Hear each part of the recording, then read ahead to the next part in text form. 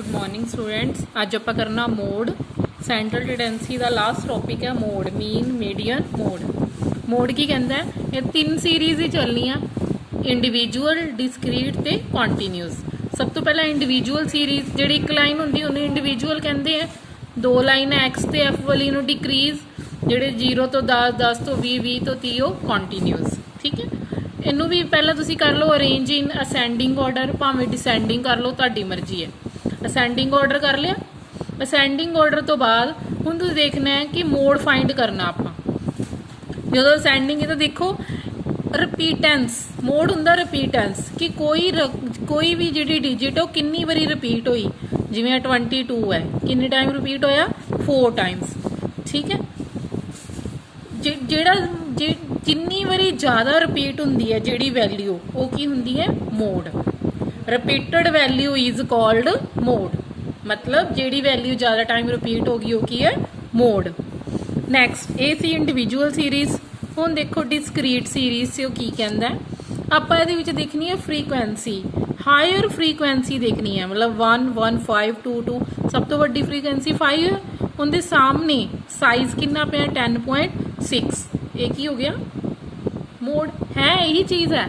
तुहानू याद होना चाहिए कि आपां इहदे तो ही ये बनाते होंदे सी 10th च। जिवें 10.4 कितनी टाइम है 1 टाइम, 10.5 कितने टाइम है 1 टाइम, मतलब 10.6 कितनी बारी आया 5 बारी। रिपीटेड कितनी बारी होया 5 बारी। मोर रिपीटेडली वैल्यू की होगी 10.6। डिस्क्रीट सीरीज़ होगी। हुण आ गई तुहाडी discrete series they which find the mode of the series. एक डिस्क्रीट नूं इदां भी आपां करदे हां। ये दो मैथड है, एक ग्रुपिंग ते एक एनालाइसिस। ग्रुपिंग दो टेबल लगने, ग्रुपिंग ते एनालाइसिस टेबल। देखो पहला ग्रुपिंग टेबल किद्दां लगदा है। आ साइज गिवन है, साइज दे नाल फ्रीकुएंसी गिवन है। ग्रुपिंग टेबल चलो मैं तुहानूं अगे जाके दसूँगी दूसरा मैथड। पहला आप ग्रुपिंग टेबल देख लीए। आ जिहड़ा इनू एक्स मान लेना, इनू एफ। देखो दिख रहा एक्स वाली लाइन ते एफ वाली लाइन। ये फॉर्मूला चाहे तुसी लर्न कर लो।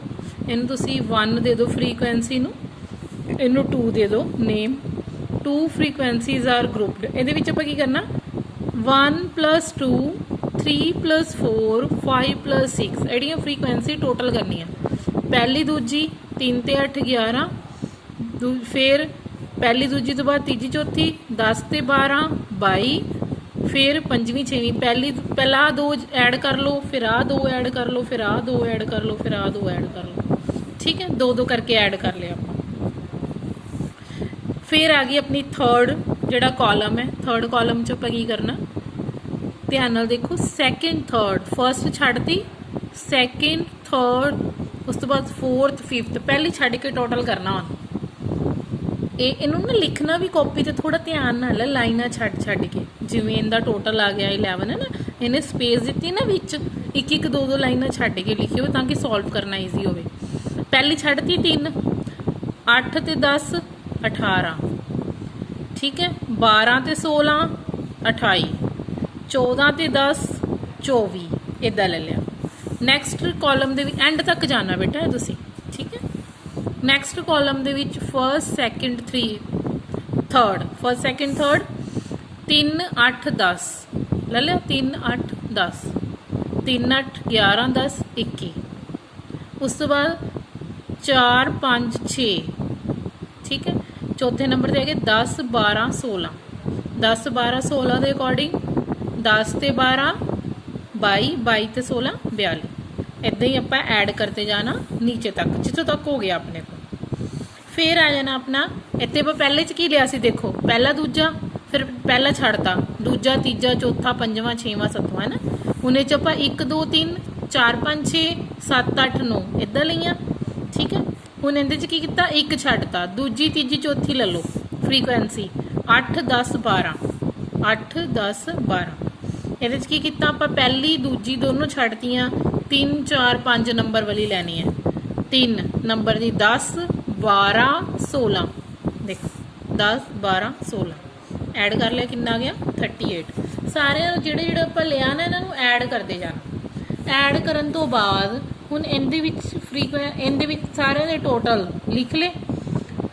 ਲਿਖਣ ਤੋਂ ਬਾਅਦ ਸਭ ਤੋਂ ਵੱਡੀ ਵੈਲਿਊ ਨੂੰ ਰਾਉਂਡ ਕਰ ਲਓ। ਜਿਵੇਂ ਇਹ 'ਚ ਸਭ ਤੋਂ ਵੱਡੀ ਵੈਲਿਊ 28 ਹੈ, ਰਾਉਂਡ ਕਰ ਲਿਆ। ਇਹ 'ਚ ਸਭ ਤੋਂ ਵੱਡੀ 42 ਹੈ, ਇਹਦੇ ਵਿੱਚ ਸਭ ਤੋਂ ਵੱਡੀ 40 ਹੈ। ਇਹ ਤੁਹਾਡਾ ਹੋ ਗਿਆ ਗਰੁੱਪਿੰਗ ਟੇਬਲ। ਹੁਣ ਤੁਸੀਂ ਲਗਾਉਣਾ ਐਨਾਲਾਈਜ਼ ਟੇਬਲ। ਕਿੱਦਾਂ ਲਗਾਉਣਾ?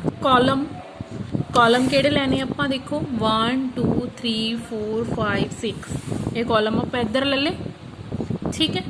ਉਸ ਤੋਂ ਬਾਅਦ ਸਾਈਜ਼ ਆਫ ਆਈਟਮ, ਜਿਵੇਂ 2 3 ਆਹ ਵਾਲੀ ਫ੍ਰੀਕੁਐਂਸੀ, हाँ 2 3 4 5 6 7 8 ये सारे आप इधर ले ले, ठीक है। हुण ध्यान देना, बिल्कुल ध्यान देना। फर्स्ट दे विच सब तो वड्डी वैल्यू किहड़ी है? फर्स्ट दे विच सब तो वड्डी है 10, ठीक है। नहीं सॉरी 17 किहदे सामने है? 10 दे सामने। इधरों आपां 10 दे सामने एक टिक लगा देना, ठीक है।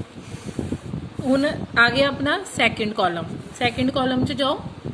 ਸੈਕਿੰਡ ਕਾਲਮ ਸਭ ਤੋਂ ਵੱਡੀ ਵੈਲਿਊ ਕੀ ਹੈ? 30 ਕਿਹਨੂੰ ਜੋੜ ਕੇ ਆਇਆ? 16 ਤੇ 14 ਨੂੰ, ਮਤਲਬ 6ਵੀਂ ਤੇ 7ਵੀਂ ਆਈਟਮ ਨੂੰ ਜੋੜਿਆ। 6 ਤੇ 7 ਦੇ ਅੱਗੇ ਆਪਾਂ ਮਾਰਕ ਲਗਾ ਦੇਣਾ, 6 ਦੇ ਅੱਗੇ 7 ਦੇ ਅੱਗੇ। ਨੈਕਸਟ ਥਰਡ ਕਾਲਮ ਸਭ ਤੋਂ ਵੱਡਾ ਕੀ ਹੈ? 28 ਕਿਹਨੂੰ ਐਡ ਕੀਤਾ? 12 ਤੇ 16, ठीक है। ये 12 ਤੇ 16 किहदे सामने आ रहे हैं? 12 आ गया 5 ਦੇ ਸਾਹਮਣੇ, 16 आ गया 6 ਦੇ ਸਾਹਮਣੇ। 5 ਤੇ 6 ਦੇ ਅੱਗੇ ਅਸੀਂ ਮਾਰਕ, ਇੱਦਾਂ ਹੀ ਅਸੀਂ ਸਾਰੇ ਮਾਰਕ ਲਗਾ ਕੇ ਨਾ ਬਾਅਦ 'ਚ ਮਾਰਕ ਕਾਊਂਟ ਕਰ ਲੈਣੇ। 4 ਦਾ ਜਿਵੇਂ 1 ਮਾਰਕ, ਫਿਰ 1 2 3 ਮਾਰਕ, 1 2 3 4 5, 1 2 3 1। ਸਭ ਤੋਂ ਜ਼ਿਆਦਾ ਗਿਣਤੀ ਕਿਹਦੀ ਆਈ? 5 ਦੀ। ਕਿਹਦੇ ਸਾਹਮਣੇ ਆਈ? 6 ਦੇ ਸਾਹਮਣੇ। 6 ਕੀ ਹੋ ਗਿਆ? ਮੋਡ। 6 ਕੀ ਹੋ ਗਿਆ? ਮੋਡ। ਮੋਡ ਕਿੰਨਾ ਆ ਗਿਆ ਤੁਹਾਡੇ ਕੋਲ? 6। ਆ ਗਈ ਸਮਝ? ਇਹ ਸੀਗਾ ਤੁਹਾਡਾ ਡਿਸਕ੍ਰੀਟ ਸੀਰੀਜ਼ ਦੇ ਵਿੱਚ, ਠੀਕ ਹੈ। ਜੇ ਇਹੀ ਕੰਟੀਨਿਊਸ ਵਿੱਚ ਆ ਜੇ, ਕੰਟੀਨਿਊਸ 'ਚ ਤੁਸੀਂ ਦੋ ਫਾਰਮੂਲੇ ਲੱਗਦੇ ਆ। ਇੱਕ ਤਾਂ ਤੁਸੀਂ ਸਿੱਧਾ ਫਾਰਮੂਲਾ ਵੀ ਲਗਾ ਲੈਂਦੇ ਹੋ, ਠੀਕ ਹੈ। ਆਹ ਫਾਰਮੂਲਾ, ਇੱਕ ਗਰੁੱਪਿੰਗ ਟੇਬਲ। ਹੁਣ ਦੋਨਾਂ 'ਚ ਕੀ ਫਰਕ ਹੈ? ਕਿੱਥੇ ਸਿੰਪਲ ਫਾਰਮੂਲਾ ਲੱਗਣਾ ਹੈ ਤੇ ਕਿੱਥੇ ਗਰੁੱਪਿੰਗ ਟੇਬਲ ਲੱਗਣਾ? ਪਹਿਲਾਂ ਆਹ ਦੇਖ ਲਓ। ਜਿਵੇਂ 5 7 5 ਕਿੰਨਾ ਕੁ ਫਰਕ ਹੈ? 2 ਦਾ ਫਰਕ ਹੈ ਨਾ। ਸਭ ਤੋਂ ਵੱਡਾ ਕੀ ਸੀ? 7। ਇਹਦੇ ਇੱਧਰ ਦੇ ਇੱਧਰ 2 ਦਾ ਫਰਕ ਹੈ ਨਾ। ਸਭ ਤੋਂ ਵੱਡਾ ਦੇਖਦੇ ਆਪਾਂ 7 ਮੋੜ। ਇੱਧਰ ਵੀ 2 ਦਾ ਫਰਕ ਹੈ, ਉੱਧਰ ਵੀ 2 ਦਾ। ਜਾਂ ਕਈ ਵਾਰੀ ਰਿਪੀਟਡ ਹੋ ਜਾਂਦੀ ਵੱਡੀ ਰਕਮ, 7 2 ਵਾਰੀ ਹੋ ਜੇ, ਫਿਰ ਤੁਸੀਂ ਕਿਹਨੂੰ ਮੋੜ ਮੰਨੋਗੇ? ਹੈ ਨਾ, ਤਾਂ ਵੀ ਪ੍ਰੋਬਲਮ ਹੋ ਜੂਗੀ। ਜਦੋਂ ਦੋਨੋਂ ਪਾਸੇ ਛੋਟੀਆਂ ਹੈਗੀਆਂ ਤਾਂ ਫਿਰ ਆਪਾਂ ਸਿੰਪਲ ਫਾਰਮੂਲਾ ਲਗਾ ਦੇਣਾ, ਗਰੁੱਪਿੰਗ ਟੇਬਲ ਲਾਉਣ ਦੀ ਲੋੜ ਨਹੀਂ। ਹੁਣ ਇਹਦੇ ਵਿੱਚ ਇਹਨੇ ਗਰੁੱਪਿੰਗ ਟੇਬਲ ਲਾਇਆ, ਕਿਉਂ? ਕਿਉਂਕਿ 10 2 ਵਾਰੀ ਆ ਗਿਆ ਸੀ, ਤਾਂ ਕਰਕੇ ਉਹਨੂੰ ਗਰੁੱਪਿੰਗ ਟੇਬਲ ਲਗਾਉਣਾ ਪਿਆ, ਠੀਕ ਹੈ। ਜਾਂ 10 ਦੇ ਇੱਧਰ ਛੋਟਾ 4 ਹੈ ਨਾ, ਬਹੁਤ ਛੋਟਾ ਹੋ ਗਿਆ। ਇੱਧਰ ਕਿੰਨਾ? 9। ਇਹ ਬਿਲਕੁਲ ਨੇੜੇ। ਬਹੁਤ ਜ਼ਿਆਦਾ ਡਿਫਰੈਂਸ ਹੋਵੇ ਤਾਂ ਵੀ ਗਰੁੱਪਿੰਗ ਟੇਬਲ ਲੱਗਦਾ। ਹੁਣ ਇਹ ਫਾਰਮੂਲਾ ਲਰਨ ਕਰ ਲਿਓ ਮਾੜਾ ਜਿਹਾ। L1 plus F1 minus F0 2F1 F0 F2 multiply I। ਹੁਣ ਇੱਧਰ ਧਿਆਨ ਦਿਓ, ਲਿਖ ਲਈ ਅੱਜ 0 ਤੋਂ 10 ਤੋਂ 20, ਇਹ ਸਾਰਾ ਇੱਦਾਂ ਲਿਖ ਲਿਆ। ਫ੍ਰੀਕੁਐਂਸੀ ਨੂੰ ਲਿਖ ਲਓ। ਸਭ ਤੋਂ ਵੱਡੀ ਰਕਮ 7, ਉਹ ਕੀ ਬਣ ਗਈ? F1 ਉੱਪਰ ਵਾਲੀ, F0 ਨੀਚੇ F2 0 1 2, ਠੀਕ। ਇਹੀ ਆਪਾਂ ਫਾਰਮੂਲੇ 'ਚ ਪੁੱਟ ਕਰਨਾ, ਠੀਕ ਹੈ। L means lower limit. सब तो वड्डी रकम के सामने की है 20 की होगी लोअर लिमिट, ठीक है। Lower limit 20।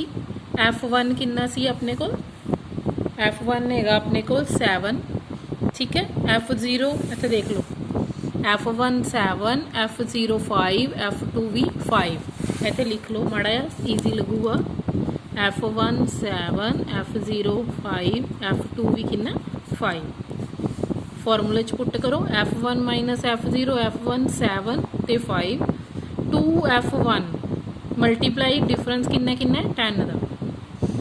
2 मल्टीप्लाई F1 किन्ना सी? 7 2 14। सॉल्व करके लाता। F0 भी 5 सी F2 भी। इनू सॉल्व करके आंसर आ जाना तुहाडा, ठीक है। ग्रुपिंग टेबल मैं तुहानू पहले ही दसता। सेम ये भी पहला ग्रुपिंग लगा लेना, फिर एनालाइसिस टेबल ला लेना। इस तो बाद तुहानू पता लगूगा कि मोड की है, फिर तुहाडा फॉर्मूला लगूगा। ठीक है। ਇਹ ਹੁਣ ਤੁਸੀਂ ਆਪਣੇ ਆਪ ਕਰਨਾ ਆਪਣੇ ਆਪ ਕਰਕੇ ਉਸ ਤੋਂ ਬਾਅਦ ਇਹਦੇ ਜਿਹੜੀਆਂ ਪ੍ਰੋਬਲਮਸ ਹੈ ਉਹ ਸੋਲਵ ਕਰਨੀ। ਮੈਂ ਪ੍ਰੋਬਲਮ ਦੀ ਫੋਟੋ ਵੀ ਤੁਹਾਨੂੰ ਨਾਲ ਪਾ ਦੂੰ।